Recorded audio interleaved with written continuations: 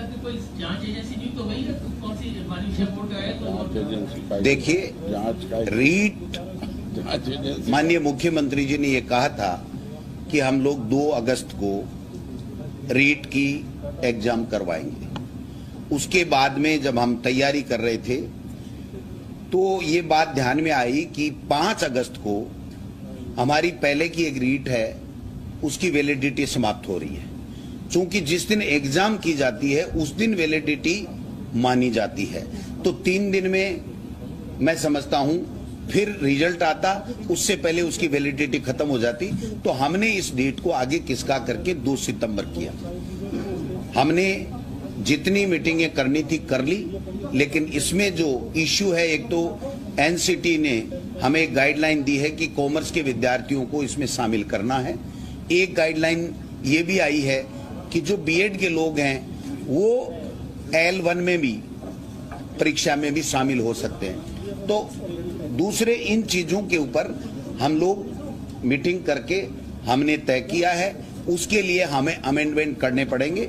और वो अमेंडमेंट, चूंकि ये भर्ती पंचायत राज की भर्ती है, तो निश्चित रूप से पंचायत राज के साथ में बैठक करके इसके ऊपर निर्णय लिया जाता। उससे पहले कोरोना इस प्रकार से फैल गया कि हम लोग जब विद्यालय ही नहीं खोल पा रहे हैं तो बच्चों को किस प्रकार से हम लोग आगे बढ़ाएंगे। लेकिन फिर भी मैं आपको बताना चाहता हूं कि रीट के लिए जो मीटिंगें सरकारी स्तर पर करनी थी, जिस प्रकार के निर्णय लेने थे, वो तकरीबन हमने ले लिए हैं। अब जो अमेंडमेंट का काम है, वो अमेंडमेंट का काम माननीय मुख्यमंत्री जी से जो अप्रूवल के बाद में उस अमेंडमेंट के लिए हमको आगे जाना है, और जो ही ये सारी प्रक्रिया पूरी हो जाएगी तो रीट की भर्ती के लिए ऐलान किया जाएगा और एग्जाम करा करके और नए शिक्षित बेरोजगारों को टीचर बनने का अवसर प्रदान हमारी सरकार के द्वारा किया जाएगा। कौन करवाएगा? ये अंतिम समय में जब होता है तभी होता है। आज कोई एजेंसी तय होना नहीं होना कोई तय नहीं होता है, ये लास्ट का काम है। जब हम पैटर्न तय कर लेते हैं तो उसके बाद में एजेंसी की बात आती है।